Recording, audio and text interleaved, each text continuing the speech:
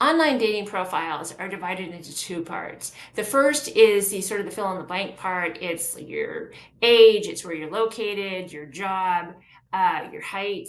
These are basic characteristics that people will use in their search prompts. Like, I'm looking for someone in this age range who lives within this radius of where I live. That's great. It's important, and it is important to be honest on everything in an online dating profile. But the most important part, besides your picture, which I'm going to get to, is the bio, which is where you write about yourself. And I know a lot of people aren't writers, and even people who are writers hate writing about themselves. I get it. But this is a crucial opportunity for you to show people who you are and what you're looking for. It doesn't have to be fancy. I can give you a little formula to do it. The first sentence should be something about, I'm a blank who likes to blank. Now, if you're someone who defines yourself by your job, I'm an architect, I'm a nurse, I'm a teacher, then this is, you just fill that in. I'm a whatever you are. Let's say you are not into your job, but you're into your passions. I'm a gamer. I'm an avid outdoors person. I am, the world's biggest Star Trek fan. Whatever it is that you love to do, you can say that. I'm a whatever that is. Who likes to? And then this is the opportunity to put in like three things. Who likes to rollerblade? Who likes to travel? Who likes reading? Who likes, cosplay? Whatever it is that you really love to do, put that down there. Now, I know that sometimes because people are like, I want to attract as many people as possible. And I think women really want to travel. So I'm going to put who loves to travel. You could do that, but when they find out that your I love to travel means that you went, to, I don't know, the town 50 miles away 15 years ago, that's not loving to travel. That's having traveled 50 miles away 15 years ago. So yeah, you're not going to want to use that, even if it is going to attract people. Because again, it's not enough to attract people. You want them to stay. So being honest is the way to go. So again, to recap, I'm a blank who likes to blank, blank, and blank. And then your next sentence, which is sentence number two, could be the personality traits, like maybe the way that your best friend would describe you. I'm honest, loyal, and love to laugh. I'm funny. I'm whatever it is. I like to read the paper every day. No one gets a newspaper, so that just proves I just say I'm old. But whatever it is, put those three things in there. So that's sentence number two. And then the third sentence is what you're looking for. And I'm looking for someone who can, travel with me at the spur of the moment, who, loves staying in and cooking, who likes restaurants, exploring new restaurants, who, whatever it is that you really like doing with people. And again, it's what you genuinely want to do with somebody, not what you think they want you to put down on there. Because you are looking for a person who's compatible with you, not just like, I think there is a philosophy out there of like, the more people I meet, the greater chances are I'm going to find somebody I can go out with. Not really. You're looking for people who are compatible. And so it's much better to maybe meet six people who share your interests than like 1,000 people who just don't care about anything you've written. Trust me on that one. So that is your bio. And above all, again, be honest.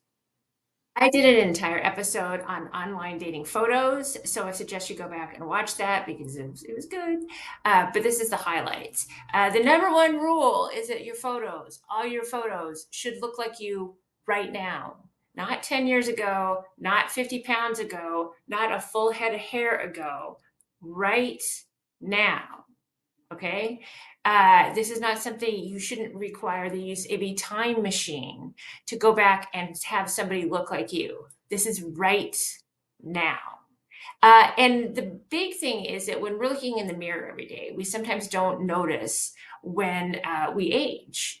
And if you are using photos even from like 5 years ago, it probably doesn't look like you right now. Like, your photos that you're using in your online profile should ideally be taken within the last 6 months or so. You can maybe go up to like 2 years, but it should be recent. All of them should be recent. The number one most important picture is going to be the profile one, which is what people are going to see when they're swiping. It'll primarily be your face. It should be in focus, and they should be able to, it should be an accurate, portrayal of who you are at this moment in time.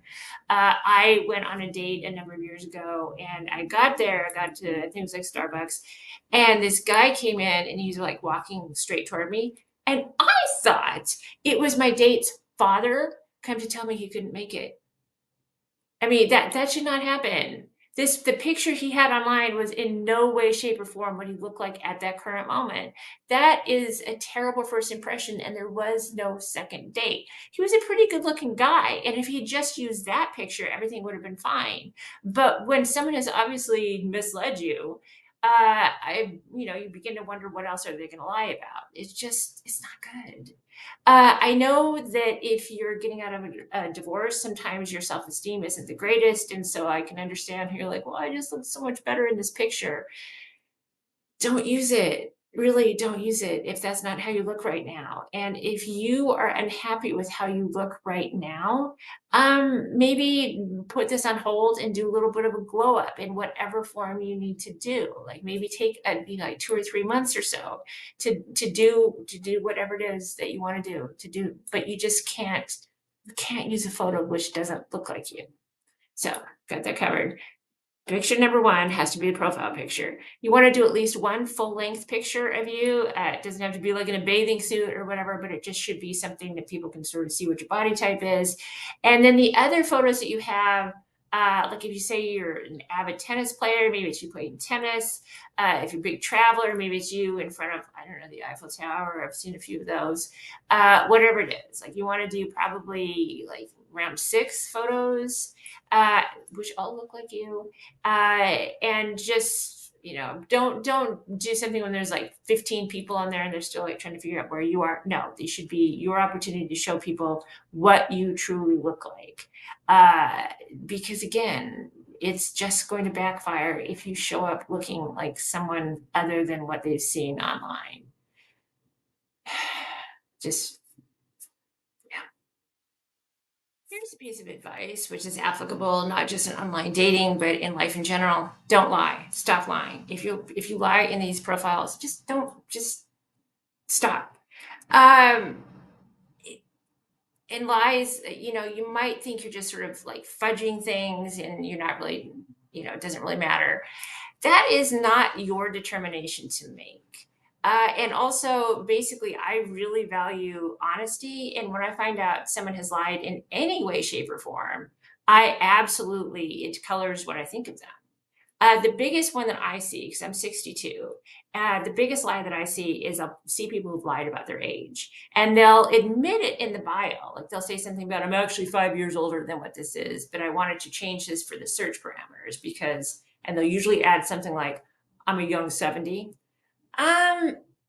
Okay, if you are 70 years old or 65 or 102 or however old you are, it is 100% up to you in your search parameters of what you're looking for. Like if you really want to date 23-year-old women, go for it. Like put that in there. You want to date 23-year-old women, that's fine.